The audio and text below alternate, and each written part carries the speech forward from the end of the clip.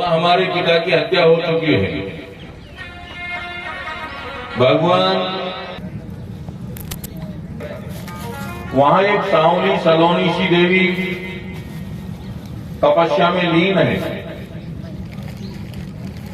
भगवान द्वारकाधीश ने अर्जुन से कहा, अर्जुन ये देवी कौन है जो तपस्या कर रही है,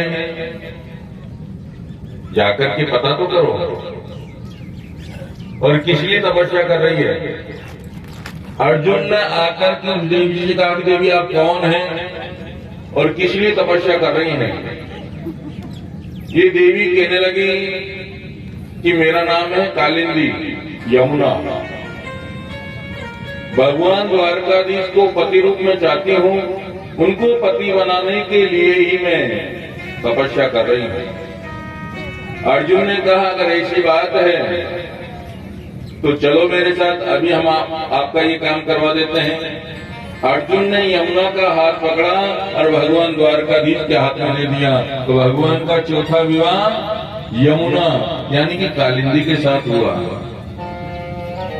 विंद और अरविंद नाम के दो भाई हैं। इनकी परम लाडली बहन है मित्रवृंदा, परम सुंदरी है। पांचवा विवाह भगवान का मित्रवृंदा के साथ में हुआ। एक नग्नजित नाम के राजा है, इनके यहाँ 7 बैल है। बैल इतने समझदार है, मनुष्य से भी ज्यादा। राजा नग्नजित ने घोषणा करा दी, जो मेरे 7 बैलों की नाक में एक साथ में नकेल डाल देगा, उसी के साथ मैं अपनी बेटी का विवाह करूंगा। भगवान द्वारकाधीश आए, 7 बैलों की नाक में एक साथ में नकेल डाली। तो भगवान का छठा विवाह राजा नग्नजित की बेटी नागनजिती, जिसका एक नाम है सत्या, उनके साथ में हुआ। एक राजा की देवी रानी है, स्वयं राज्य संभालती है, बड़ा पराक्रमी स्त्री है। इनकी बेटी का नाम है भद्रा। 7वां विवाह भगवान का भद्रा के साथ में हुआ। मग्र देश की बिटिया का नाम है लक्ष्मणा और 8वां विवाह भगवान का लक्ष्मणा के साथ में हुआ। तो कुल कितने विवाह हो गए अभी तक भगवान के? कितने? 8। ये 8 विवाह भगवान के हो गए। एक राजा है जो भूमि से उत्पन्न हुआ है, नाम है भौमासुर। बड़ा बलशाली है, अपने बल का गलत प्रयोग किया, दुनिया भर से राजकुमारियों का हरण करके लाने लगा और अपनी जेल में बंद करने लगा।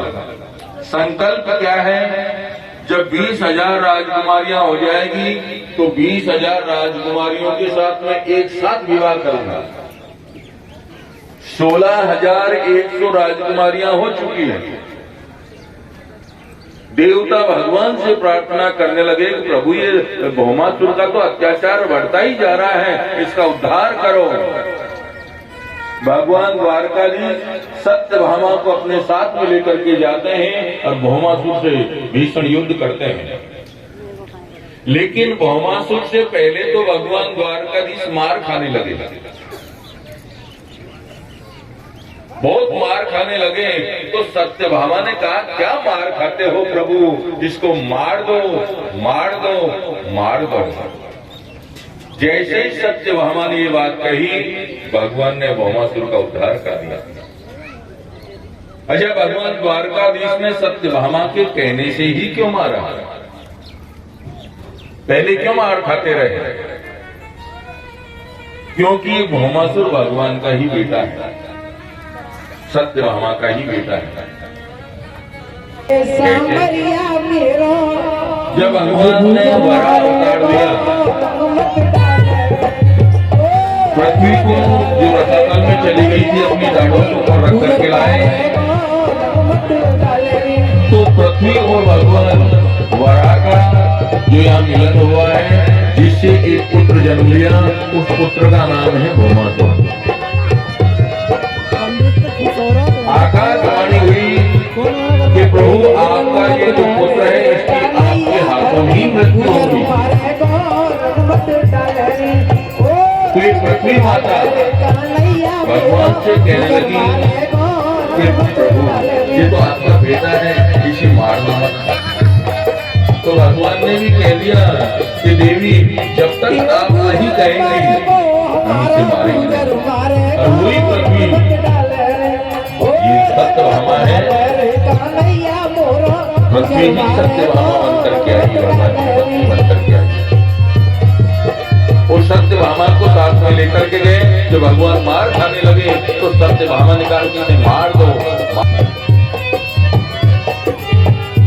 अरे पतले पतले जैसे गोमातु का उद्धार किया, भगवान ने जेल का दरवाजा खोला तो 16,100 भगवान ने कहा देवियों अब तुम आजाद हो, अपने अपने घर जा सकती हो। ये राजकुमारियां कहने लगी प्रभु हम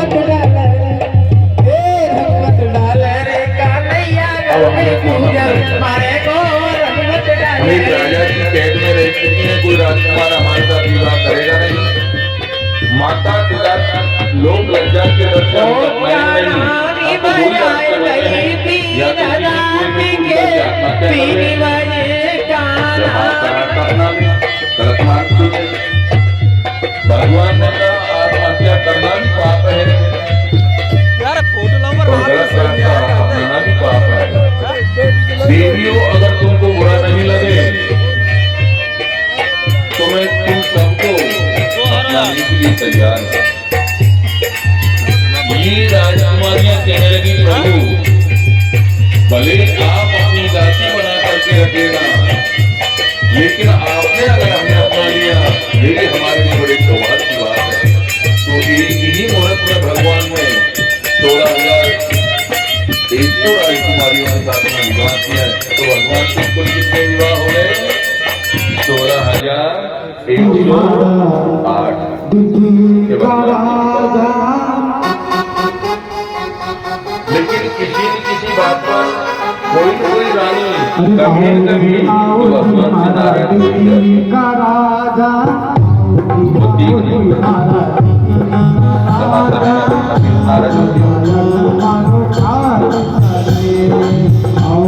कभी कोई बात नहीं माने तो नाराज हो जाती है। जब एक पत्नी ही नाराज हो जाती है भगवान को बुला जाने के बाद,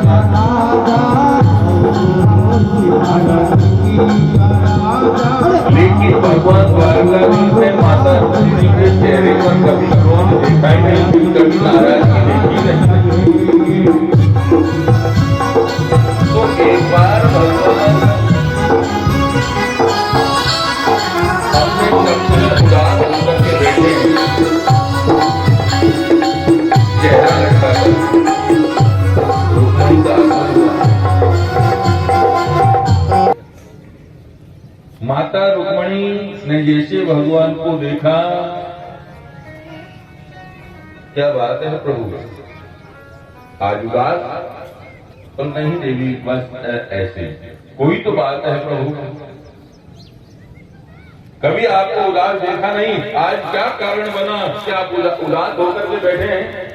तो नहीं देवी बस ऐसे नहीं प्रभु, हमसे कोई गलती हो गई।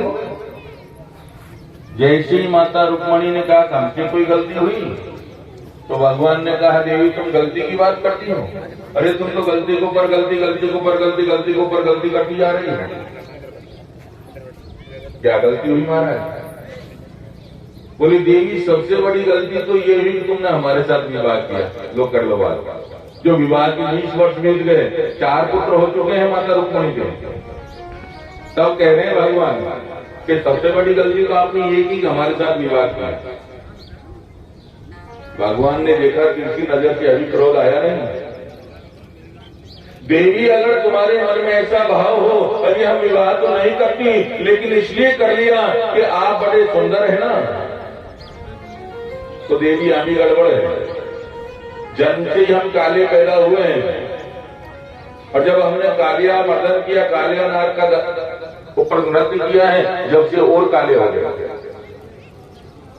भगवान ने देखा अभी भी क्रोध आया नहीं, देवी अगर तुम्हारे मन में ऐसा भाव हो, अजय हम विवाह तो नहीं करती लेकिन इसलिए विवाह कर लिया, क्या आप यशोदा नंदन है ना, तो देवी हम भी गड़बड़ है। कोई कहता है यशोदा का बेटा है, कोई कहता है देवकी का बेटा है। अभी तक हमारे माता पिता का ठिकाना नहीं, माता पिता कौन है। भगवान ने देखा अभी भी क्रोध आया नहीं। देवी अगर तुम्हारे मन में ऐसा भाव हो, अजय हम विवाह तो नहीं करती लेकिन इसलिए विवाह कर लिया, क्या आप बड़े बहादुर हो। लेकिन देवी हम भी गड़बड़ है, हम कहां के बहादुर हैं, हम तो डरपोक हैं। अरे पृथ्वी पर कोई रहने नहीं देता तो समुद्र में रहते हैं द्वारका बना करके। तुम्हारा भाई भी तो हमारे साथ विरोध रखता है। भगवान ने देखा अभी भी क्रोध आया नहीं। देवी अगर तुम्हारे मन में ऐसा भाव हो, अजी विवाह तो नहीं करती लेकिन इसलिए कर लिया कि आप बड़े, आपके लोग अच्छे गुणगान गाते हैं ना, आपकी बड़ी पढ़ाई सुनी है हमने, तो देवी हम भी गड़बड़ है। कौन हमारी पढ़ाई करता है। धनवान लोगों के पास तो समय होता नहीं हमारा भजन करने का। जो नागा बाबा है जिनके पास रहने के लिए ठिकाना है, खाने के लिए अन्न है, पहनने के लिए वक्त है, ऐसे बाबा लोग दिन भर गाते रहते हैं रघुपति राघव राजा फकीर कौन सीताराम। भगवान ने देखा अभी भी क्रोध आया नहीं, तो भगवान ने अब तो गजब कर दिया। भगवान ने कहा देवी अभी भी कुछ नहीं मिल रहा है, अगर तुम चाहो तो अभी भी हम शिशुपाल के साथ में तुम्हारा विवाह करने के लिए तैयार है। जैसे ये बात कही, माता रुक्मिणी को मूर्छित होकर के जमीन पर गिर पड़ी। भगवान घबराए, मैं तो सोच रहा था नाराज होगी, विरोध करेगी, ये तो मूर्छित हो गई। भगवान ने चतुर्भुज रूप धारण किया, दो भुजाओं से रुक्मिणी को थामा, दो भुजाओं से एक हाथ से भगवान पसीने पहुंच रहे हैं, एक से पंखा जल रहे हैं। और जो 1 घंटे बाद माता रुक्मिणी को होश आया, सावधान होकर के बैठ गई और अब एक एक बात का जवाब दे रही है। ठीक कहते हो महाराज, हमारी आपकी जोड़ी जमी नहीं है। कहां तो आप प्राण पुरुषोत्तम और कहां में एक अबला नारी।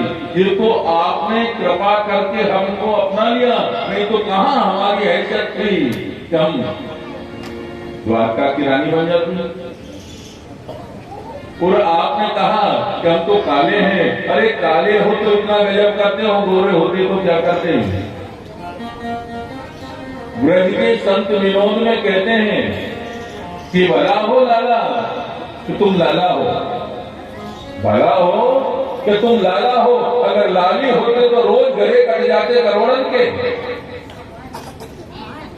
अगर तुम लाली होते तो तुमको पाने के लिए रोज युद्ध होते। कितने सुंदर है मेरे कन्हैया। और तुमने कहा मैं समुद्र में रहता हूं, तो स्वामी मैं तो ये कहना चाहती हूं, आप उस हृदय की गहराई में रहते हैं जिस हृदय में भक्ति की गहराई है, जिस हृदय में भक्ति की गहराई हो उस गहराई में रहते हैं आप। और आपने कहा कौन हमारा भजन करता है। जो नागा बाबा है जिनके पास रहने के लिए ठिकाना नहीं, ऐसे लोग हमारा भजन करते हैं। प्रभु अगर मुझसे पूछा जाए कि संसार में सबसे बड़ा धनी कौन है, तो मैं यही कहूंगी जिसके पास राम नाम रूपी धन है वही संसार में सबसे बड़ा धनी है। मीरा कहती है पायो जी में नहीं